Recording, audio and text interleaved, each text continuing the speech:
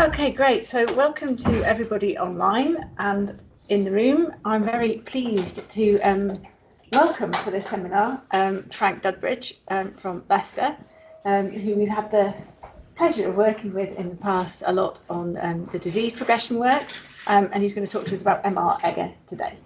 So, all right, yeah, thank you. If you stand up there, if people can see you. Oh. Yeah, great, thank you. Thanks for fitting me in. I'm actually here to examine a PhD tomorrow, but I'm so excited by this work. I kind of asked if I could give a quick talk on it. Close that now, so you don't have to watch your words. Is that all right? Yeah. So this is work that arose from some analysis that Beth Waller did in Exeter as part of the collaboration we had. And Beth, she made the mistake of showing her results to both me and Jack at the same time. And the result of that was that we ended up having some quite animated discussions about MR-Egger. What do I do? Page down? No, click. Can I switch your the presenter mode? Is that? I was told just to speak like this. How, go for it. Yeah. I don't know if I know how. Yeah, Jim does. All right. I'm just doing what Maria told me.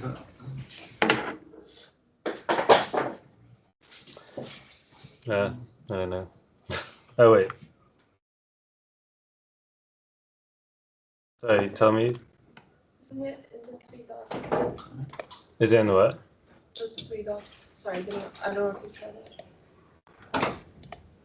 Yay! I am. Yeah, but does it move? But can people online see this slide now? That's the thing. Can somebody online tell us whether you're seeing a common MR pipeline? Yeah, okay, good, right. So what Beth did was what I think most people do. It's a 2-sample design with multiple snips. You start with the IVW MR estimator, and if that looks promising, you'll do a few more analyses, such as MR-Egger, the weighted median, and the weighted mode. And then sometimes the intercept in MR-Egger appears to be non-zero, so you might kind of cast doubt on your IVW results, but you'll still publish it anyway. And all while you're doing this, you're waving your arms saying, yes, there's something called the inside assumption, which underlies all of this, but we don't really discuss it anymore. It's just part of the standard mantra that goes with doing MR and doing MR-Egger. Right, now. Okay, so that's kind of where we started from, and I'm sure many of you have done the same kind of thing.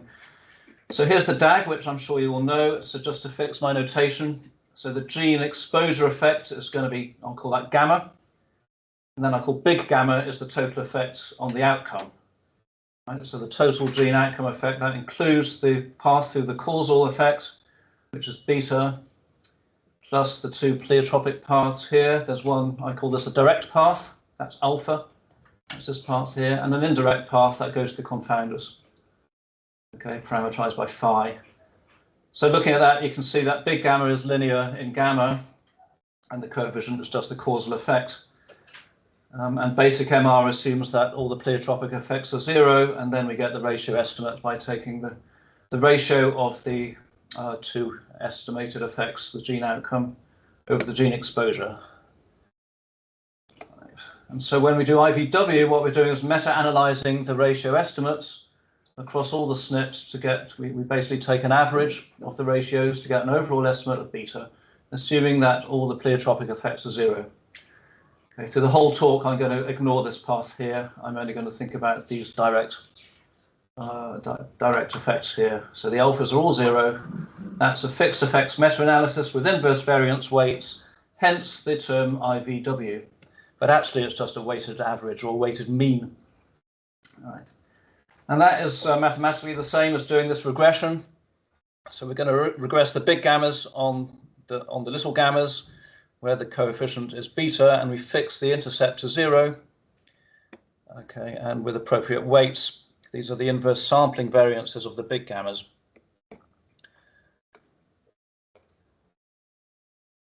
We can relax the model now to allow what's called balanced pleiotropy. So if we allow non-zero alphas, but we assume that they average to 0, so they have a 0 expectation, and also that they are independent of the gammas, then that regression is still valid. Okay. That's what's called the inside assumptions. We've now included the alphas in the model here, but these these, because these are not observed, they get combined with the sampling variance in the big gammas. So the residuals in this regression is the sum of these two terms. And so we have various ways of reflecting that extra variation in the standard error, including the multiplicative random effects model and MR wraps, etc., etc. Okay, this is all background, which I'm sure many of you understand already. And what MR-Egger does is to relax that further to allow the alphas to have a non-zero expectation, and that goes by the name of directional pleiotropy. We now fit the regression as before, but with a free intercept, not constrained to zero, still with this inside assumption, assuming that the alphas are independent of the gammas. Okay. Now, the first thing to note here is that if we decide to take the effect of the other allele for each SNP, you have to decide which allele is going to be coded, basically. So which allele has the beta effect. If you decide to switch to the other allele, you'll get the same causal effect. So we now switch the direction of the big gammas, the little gammas, and the alphas, looking at the other allele, but the same linear relationship holds. So we would have the same causal effect if we switched the effect alleles around, providing that the inside assumption still holds. The intercept of the regression will change, and this has been the cause of much discussion to date, I think. So when we talk about whether pleiotropy is balanced or directional, and what direction the pleiotropy is in and how large it is, all of that does depend on the allele coding. Right? But the causal effect itself would appear to be invariant to the coding. Okay, but the catch, and this is the kind of the more subtle part here, is that the inside assumption itself depends on the allele coding. Right, so depending on which allele is coded as having the effect, that the inside assumption may or may not hold. So here's an example here. These are the gammas here, and these will be the alphas, so there's no correlation there. So this is the inside assumption.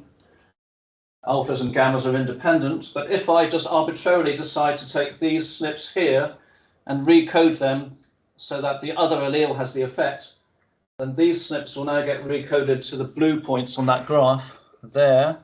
And if I now take the correlation between the alphas and gammas, you see that we've induced a correlation between them. So when we talk about the inside assumption, that is actually relative to which alleles we've decided to give the effects to.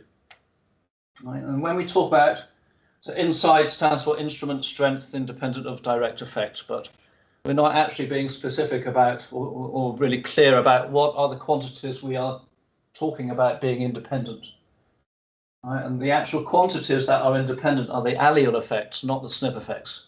A SNP does not have an effect. It is the alleles of the SNP that has the effects. Right? So we have to be a bit more specific about what we mean here in the inside assumption. It's the alleles, and now we need to think about how we define an allele over many SNPs, because every SNP has got different alleles. So what does it even mean to talk about an allele coding when every SNP has got different names of their alleles? If you view the coding as something that's random, then I think it makes sense to talk about balanced pleiotropy. I'm just going to pick a random allele to be the effect allele for each SNP, then it's just as likely to have a positive pleiotropic effect as it is to have a negative effect. Okay, so if we're going to think of allele codings as a random property of SNPs, then we may as well assume balanced pleiotropy, and we don't need MR-Egger at all. So to be relevant at all, MR-Egger requires some kind of systematic or meaningful way to code SNPs that's somehow independent of what the alleles are called, whether they're A's, C's, G's, or T's. All right? And if we can define such a systematic and meaningful coding, then MR-Egger becomes sensitive to which coding we've chosen. So in a way, it's solving a problem that doesn't have to exist. But if we want to create this problem, then we can use MR-Egger, but then it depends on how we've defined our allele coding. So all that in mind, what we do then by convention is to orient the SNPs to have positive effects on the exposure. Okay, so the effect allele is that allele which happens to increase the exposure.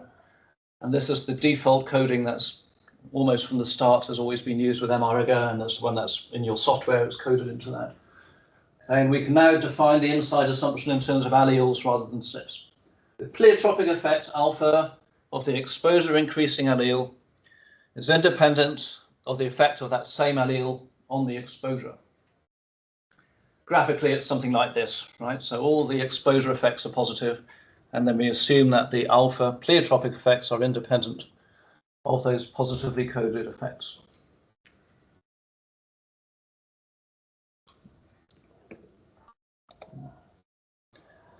Okay, that has some advantages for interpretation. It allows us to claim that each or all of the SNPs are a proxy for the same intervention on the exposure. Right, so each SNP is representing an increase in the exposure. Kind of makes sense to code them all positively that way. It's what you would do if you had the genotype data. If you're going to use the polygenic score as the instrument, you would calculate your score by taking effects that are all in the same direction, right, into a polygenic score. And it also helps with that graphical interpretation with the scatter plot. Okay, so this is quite a common way of visualizing MR results. So we have the gammas here, gene exposure effects, and the big gammas. These are the effects on outcome. You can plot them in a scatter plot, and then the slope of each line joining the point to the origin, each slope is a causal effect estimate. And the IVW, the red line here, this is the average of those estimates. Now, a bit hard to see on the left, but on the right, it's a bit clearer to see. So supposing we have under the original coding, we have four SNPs here, two of which have positive slopes, so positive causal effects, and two of which have negative slopes. So the IVW estimate is 0 here. So the slope was 0. The line with 0 slope is the red line here. That's not really an average of the of the lines joining up the black points, but if we recode these towards all positive coding, so these points now are the recoded points, and they have the same negative slope, but it's now more intuitive that the red line is the average of the four slopes, these two, and then the slopes of these 2 points as well. So the scatter plot interpretation makes more sense, more intuitive under the all positive coding. So those are some good reasons to use it. Some problems with it. So one is that we never know the true effect sizes. So we are guessing from the sample estimates what is the direction of effect. And that may not be the true direction. So philosophically, that's a problem, because if we want to make an assumption about the effects, that should refer to the true effects, right? You want to make some assumption about the true state of nature. So we may get it wrong from our data, and we have some simulations that show that can increase your type 1 errors, for example. Also, statistically, if you consider all the possible ways you can code the SNPs, the all positive coding is the one that gives you the least variation amongst the gammas. Because we've made them all positive, they all kind of bunch towards the right-hand side of the graph. And that gives you the least efficient estimator in terms of having the largest standard error. Amongst all possible codings, it's like the worst one, if you like, because it's the least accurate one. And finally, if you're doing multivariable MR, typically you can't have all positive coding for all the exposures. Right, so a given SNP might increase one, you've got several exposures you want to put in a multivariable analysis. It might increase one exposure, but not the other exposures. So it is very possible that you cannot achieve all positive coding throughout a multivariable MR. Here's a nice paper that went into this whole problem in some depth. I'll reference our own paper as well. You're on this as well, Kate, in which we considered it in the collider bias setting. Yeah, we focused particularly on the first problem here with the sample estimates. Right. So we got some pros and some cons. Oh yeah, so what if we do MR-Egger and get a non-zero intercept? So we can interpret that in two ways. Right, one is that the Egger result is okay, so the inside assumption is valid under all positive coding. Therefore, there is directional pleiotropy, and we can kind of invalidate the IVW model. But the other way to view it may be that the inside assumption is not valid under all positive coding. It may be valid under a different coding under which we actually had balanced pleiotropy, and so IVW may be valid after all. Right, so I claim that we cannot actually use MR-Egger to invalidate IVW because they actually have different assumptions. They both need the inside assumption, but under different allele codings. Right, it's a bit different from, say, looking at the weighted median result and saying, well, that's different from IVW, so one of them must be wrong, because it's explicit there that the assumptions are different. But with MR-Egger, it's a bit more subtle because it appears to have the same assumptions as IVW, but it turns out it has the same assumption under slightly different conditions. And so I think it's very it's very difficult to invalidate IVW using an MR-Egger result because you could simply say it's an artifact of the allele coding. Right, now for me, this was the one that really broke it for me. So the inside assumption under all positive coding is not symmetric. It may not hold if we reverse the roles of gamma and alpha. So here is the same graph I showed earlier. We've coded all the gammas to be positive, and the alphas are then independent of the gammas. Right, but now supposing we want to take exactly the same SNPs, but we're going to code the alphas to be positive instead. So that involves taking these blue points here, which had negative alphas. These now get recoded to have positive alphas, so they get reflected into this corner of the graph. So with all positive alphas, the graph now looks like this, and now we do have a correlation between the alphas and the gammas. Right, so by taking the same SNPs but recoding them to have all positive alphas. So we cannot have the inside assumption under both positive gammas and positive alphas. Right. And yet, now this is the MR DAG just slightly transformed so you can see clearly the symmetry. I've removed the causal effect, which would be here. If you look at this, there's no logical distinction between the gammas and alphas. All right. Before we do any MR analysis, there's no reason to give the gammas any special status to the alphas. The only reason that we kind of bestow this inside assumption under the all positive gammas is because we are interested in the causal effect of X on Y. But nature or God or the MRC doesn't really know in advance, you know, what are the causal inferences we are planning to perform. These alphas and gammas exist in nature before we start to analyze them. A question, but if you think that the logic of the Steiger approach makes sense, which I think it does, which is that except in extraordinarily unlikely mechanistic settings, you cannot get a larger effect of the genetic instrument on the outcome than the genetic instrument on the exposure. In fact, in most sensible circumstances, one must be substantially lower than the other. Right. You then have a logical differentiation between them, which is that the only thing that could be an exposure is the one for which the genetic effect is larger. There is a kind of way of wriggling out of this along those lines. But if you look down, if you then follow the kind of continuous spectrum of effects, there'll be a flip over point at which effects then become stronger for Y than X, and now we're saying the inside assumption then kind of flips at that point as well. Although I think I've discussed with Jim a lot about this. I think that is not faithful to nature, because actually in virtually all mechanistic situations you can think of, when there is a cause there has to be a quite considerably larger effect on the exposure than an outcome of a genetic variable.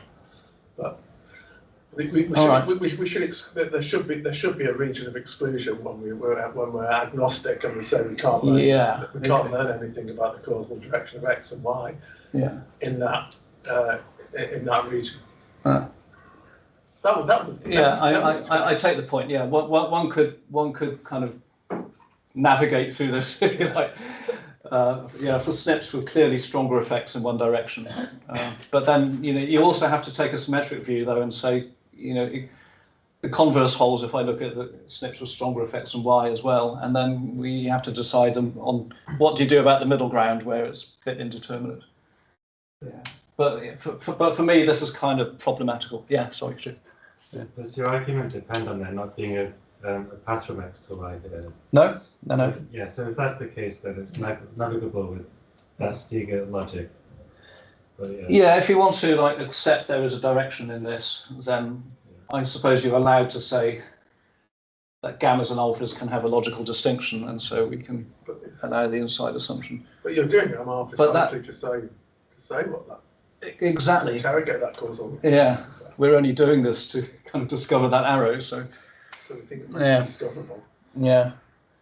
So we're sort of saying nature knows what the direction of causality is before we do, and has set things up such that effects are independent when we decide to code SNPs that arise through GWAS in a certain way. So yes, I mean I accept, you know, you can find a way through this, but I think it's quite a problem, I think, conceptual problem with this idea of all positive coding. Sorry, just to, so in this situation, G is discovered. G is included because it associates with X as well, right? So G is conditional on association with X. So even if there wasn't an X to Y path, in general, gamma will be larger than alpha because it's discovered. It's discovered. Ascertainment. Yes, so most MR analyses are done on SNPs that have been known to have strong effects on X. Yeah. It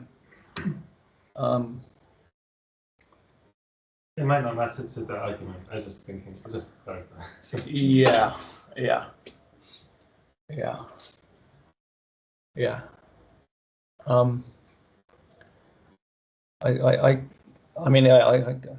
Me and Jack have kind of wrestled with this a bit as well, and yeah, I do agree. I still find it a bit problematical that all these effects have basically been, you know, set in nature before MR was even discovered, and it seems very convenient that it might just align in such a way that makes MR-Egger kind of work. You know, and we must also accept that this assumption was only ever introduced to make MR-Egger work. It was never brought in on biological grounds. It was purely on statistical grounds. Yeah, so the kind of working claim then is that the inside assumption under all positive coding is untenable both for statistical and philosophical reasons. And the only reason we have stuck with it is for lack of a viable alternative. Okay, that's the kind of working claim here. So what are we going to propose as an alternative? So it's really quite simple. So there's the regression equation again. So we're regressing the big gammas on the little gammas, allowing for the alphas. So let's multiply every term by little gamma. All right, then we can, the coefficient is still the same now. It's still beta, but we're going to estimate it by the regression of this product, big gamma times gamma, on the square of little gamma. All right. And these quantities are both invariant to the allele coding, because if I switch one allele to the other, then these both become negative, so the product is the same. And of course the square is the same as it was. All right, but if we do that regression, then the coefficient is the same beta as before. And instead of the inside assumption, we now have to assume then that the square of little gamma is independent of that product, gamma alpha. And that assumption is also invariant to allele coding, right? This term is unchanged if we switch the signs of both of the terms. The intercept in that regression now is the expectation of the product, gamma alpha. So we can still talk about balanced and directional pleiotropy. We just mean something slightly different when we talk about it. And is there really any point in distinguishing balanced from directional pleiotropy after all? Right, so this is called MR grip. This is a term, what Jack was here, right? So you will know that he's especially talented at devising acronyms. So he actually wrote a paper on this about 7 years ago, which never got published, in which he kind of set out the whole problem, and but he fell short of finding a solution. But this is called the gene recoding invariance property. It's a form of MR-Egger, so it's IVW, but relaxing the exact balanced pleiotropy condition to something a little bit more relaxed, such that we have this assumption here, and we are now allowing pleiotropic effects alpha to estimate it. All right, so the equivalent to the inside assumption then is that the square of gamma is independent of gamma alpha, invariant to allele coding. So what do these terms mean? So gamma squared is a kind of contribution to the variance explained by a SNP. All right. If you want to look at the variance in the exposure explained by a SNP, then that's kind of proportional to the square of gamma. So that's the instrument strength. And then the gamma alphas you can think of as a contribution to the covariance between the genetic covariance between the exposure and the direct pleiotropy in the outcome. So, you know, if you want to get a grip, you need a vice, right? So variance independent of covariance. I'm a slightly competitive guy, so Jack thought of grip and I came up with vice. And then just to be a bit greedy, I came up with avarice as well. The allelic variance is independent of the covariance explained. So we'll call this MR grip under the vice assumption. Now, under the IVW assumptions, if we did really have balanced pleiotropy with the inside assumption, then that does imply the vice assumption. Right? So the two models are compatible that way. But the grip, the vice is a bit more general than the IVW. So grip is valid under more general conditions than IVW. One example for you, but I have a few examples, but really I'm hoping some of you can try this out on your data and let me know if, you know, the results look a bit weird. But this was one of the early examples that Burgess kind of described with MR-Egger. It's one where the IVW estimate was significant, all right, confidence interval clearing 0, but the all positive MR-Egger was right on the null hypothesis. So we have a conflict between the two results here. The weighted median fell somewhere in between, and MR grip actually agrees very well with weighted median. Very similar point estimate and confidence interval, although its assumptions are those of the IVW model, slightly relaxed. And in fact, the intercept in the grip model was small but non-zero. Okay, so I see this actually as a nice example where grip can help reconcile the differences between IVW and MR-Egger, and we see that it could really be a problem with the allele coding rather than the pleiotropy itself. A bunch of simulations just to summarize, so compared with Egger and grip. So under balanced pleiotropy, all the methods work. IVW is the most precise, and then MR grip is independent between IVW and the MR-Egger. Under MR-Egger's own assumptions, so directional pleiotropy under all positive inside, unbiased as expected. Grip is actually less biased than IVW. If we introduce random coding instead, but we allow directional pleiotropy, then all the methods are now biased, but actually IVW is the least biased of the three. So taking these two together, we see that grip is always intermediate between IVW and MR-Egger.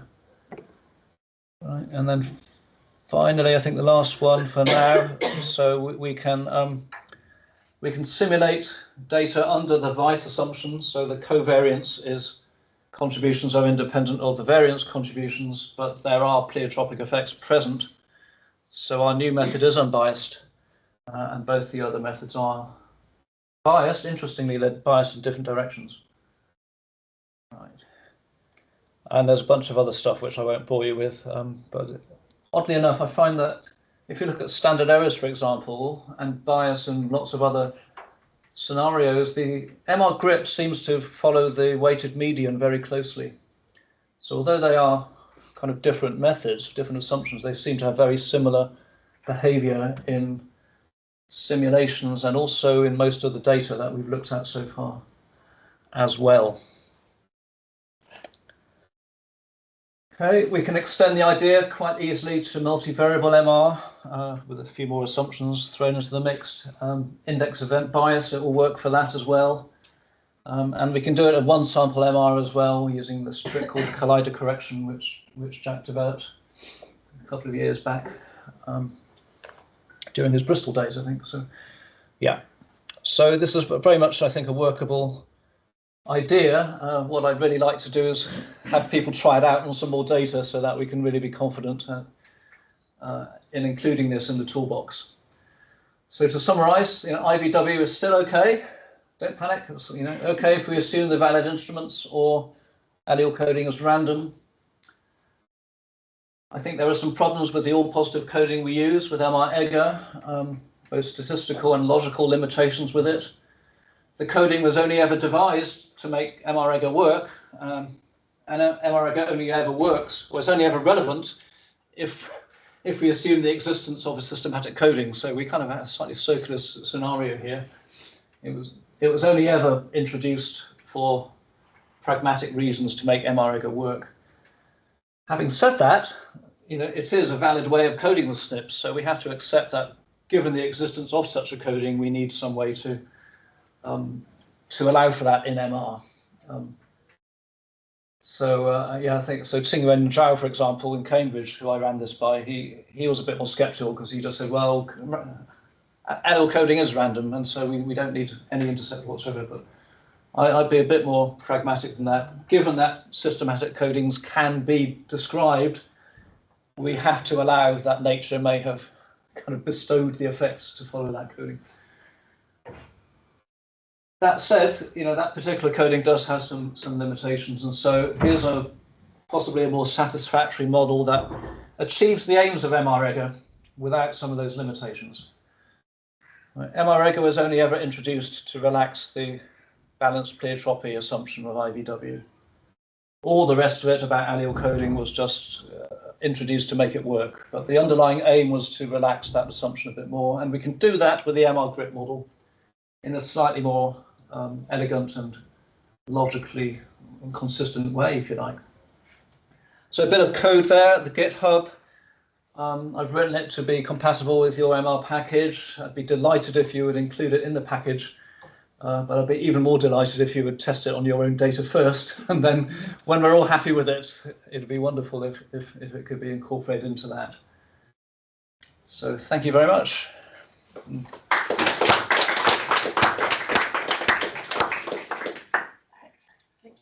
Just to say, Tom Palmer emailed to say he was sorry he couldn't be here because he's teaching, but he's got it ready to go to be incorporated. But he's gonna wait to be told to to go ahead. Yeah, good. And then it will be made available. Yeah. So we set it up. Oh, fantastic.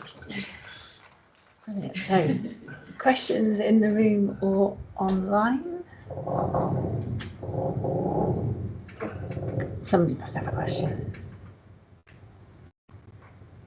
Yeah, go on, Jeb. I suppose this idea that there's a natural coding for a particular analysis. Is there in the plus genetics paper that you mentioned? I forgot the authors, but I think they looked at this and they were trying to say, well, is there a way that we could keep switching the alleles until you come up with a coding that makes that? What did you think about that approach? And how does that relate to MR-Grip? Right. So that they have this concept of an oracle coding. So there's a true coding out there under which the inside assumption holds, and that's the coding we should be doing MR. But the problem is we don't know what it is, and so let's consider lots of codings and somehow pick the best looking result. I forget how they do that. I think that's a bit of a problem because I think that is kind of saying that coding is random. From one analysis to the next, there would be, or for one exposure to the next, the coding is essentially random, and it's just up to us to discover it. If you want to accept that coding is random, I think you may as well accept balanced pleiotropy. And this is Tingwen Zhao's objection to that paper. If you want to assume that coding is not fixed from one analysis to the next, then you don't need to do MR-Egger at all. You just assume balanced pleiotropy. I tend to agree with that.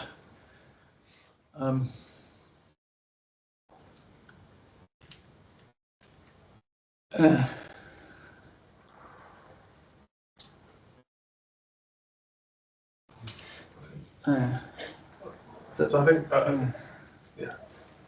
Oh, no, somebody online who's raised their hand. Yeah. So I have a question about your DAG on your first PowerPoint. The very first. When- Okay. Right. Which is a question we had rather a long email exchange back and Not forth that with one. Jack about, which is That one. which is the way you presented that is absolutely fine, because you presented this as actually only illustrating the exclusion restriction, not illustrating exchangeability, because the exchangeability assumption being, as usually presented in IV, being no confounding of the instrument and the outcome.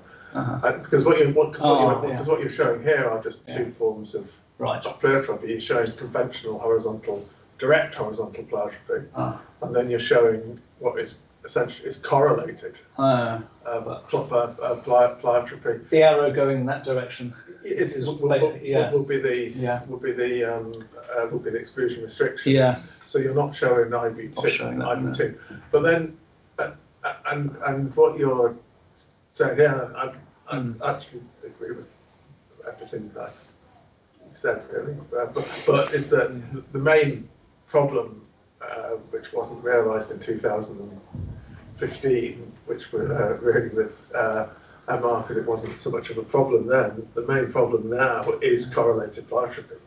Yeah. Is when your genetic variant is actually influencing, doesn't have a direct effect on the exposure. It's your genetic variant's effect on the exposure is through some unmeasured other phenotype, and that, of course, completely violates it inside. Yeah. And to me, it's that's made MR-Egger becoming more and more useless. It's that as the GWASs have got bigger and got larger, more and more of the genetic variants are actually working on the exposure through a phenotype which influences the outcome. Right. Which there's nothing you can do about. Well, yeah. Well, I mean, you've got the other methods which just assume some subset of valid instruments, or you've got the fancy stuff like cores and and Zoltan's method and others. Yeah. I think you're quite right. I think it's also fair to say, though, that a lot of people still use MR-Egger in the very basic, and that's probably still what's taught on courses. So as long as that's happening, maybe we can try to improve that. I don't know. There's a question online from Phil. Do you want to unmute yourself, Phil? Yeah. I was going to comment on I think maybe this observation that in terms of the like what nature has to say and the natural codings.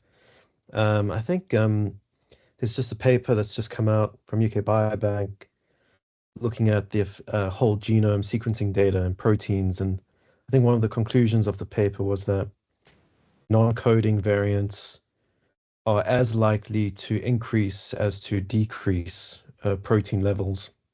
So maybe that says it is a bit random, but actually coding variants are very different. Coding variants tend to affect proteins in like one direction only, so they're much more likely to I can't remember what the direction was, but they're much more likely to, I think, decrease protein levels or something like that. And coding variants are also interesting in that they can have all sorts of paradoxical effects. Like you could have a coding variant that increases levels of a protein but actually abolishes its function. So it'd be interesting to see, like, using coding variants for MR is going to be more feasible, increasingly feasible, but the behavior of coding variants is very different to non-coding variants. So maybe just more like, sounds good. It does. Maybe we'll need like different MR methods for the different types of variants, and maybe they can, like, you can use coding. The properties of coding variants could be used to kind of cross-check assumptions of the non-coding variance. Just yeah. Yeah, I mean, there was a paper a while back also showing that rare alleles tended to increase, disease risk or other bad things. And I think the only possible problem with that kind of idea is that these are only averages, right? They're only tendencies. So the SNPs that apply to your particular trait might not conform, exactly to the overall trend. But I suppose as a working assumption, I suppose all models are wrong anyway, right? So it's like, as a working assumption, it's, quite a, but it could be quite useful as a working assumption. As you say, another form of sensitivity analysis as well. Estimates from coding variance versus estimates from non-coding variance. Yeah.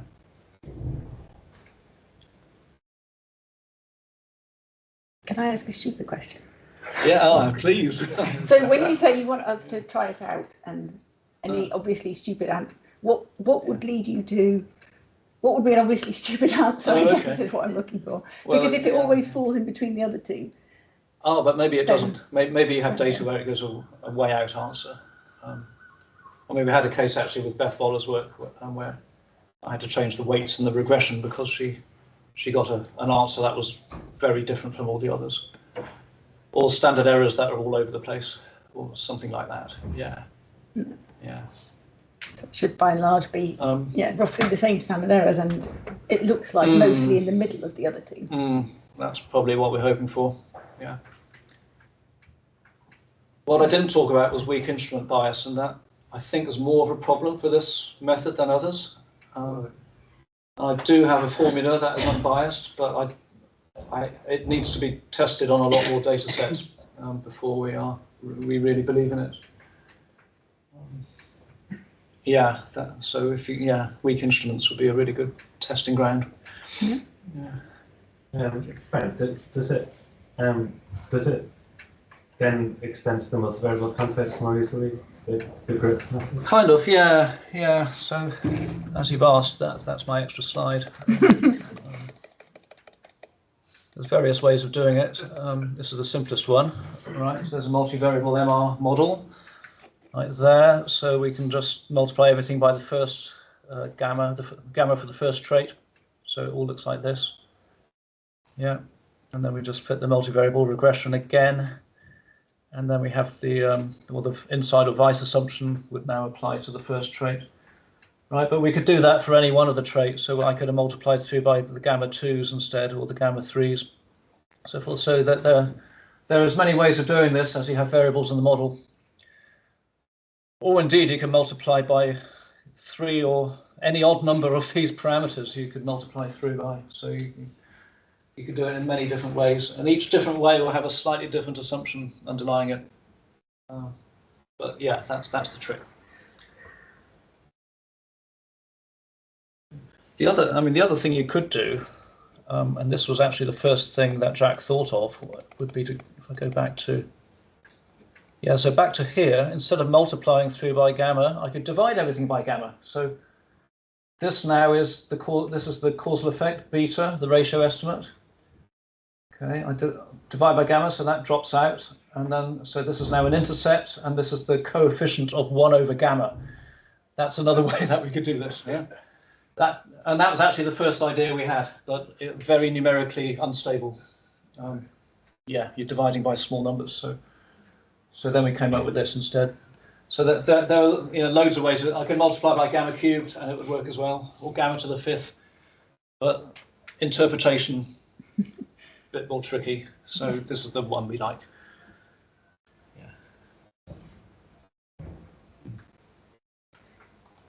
I'm still trying to get my head around what the directional term means, like gamma times alpha. What is it? How do you interpret that? Positive covariance or negative covariance, maybe. So it's like an estimate of. Is it like an estimate of the inside assumption of the interval? No, it's a kind of covariance term. So it turns out that if this is non-zero, and the Weiss assumption holds, then alpha and gamma have to be correlated. Yeah. So you actually have to have a correlation between the direct and the exposure effects and the pleiotropy effect in order to get that to zero. In order to keep the independence with that being non-zero. So it's a kind of covariance term. And you can argue about, is that a realistic model? And perhaps all those philosophical objections I've had about symmetry, you could maybe say that my Weiss assumption is also logically completely infeasible. Yeah, one could do that. And that's why it would be reassuring actually to see reasonable answers in real data. Yeah.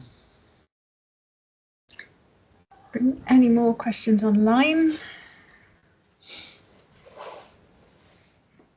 Or in the room?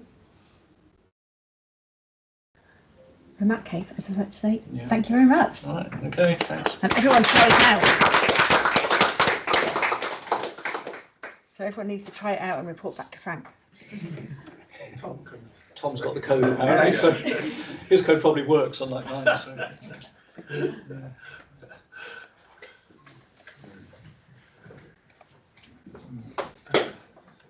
Okay, Brilliant. interesting.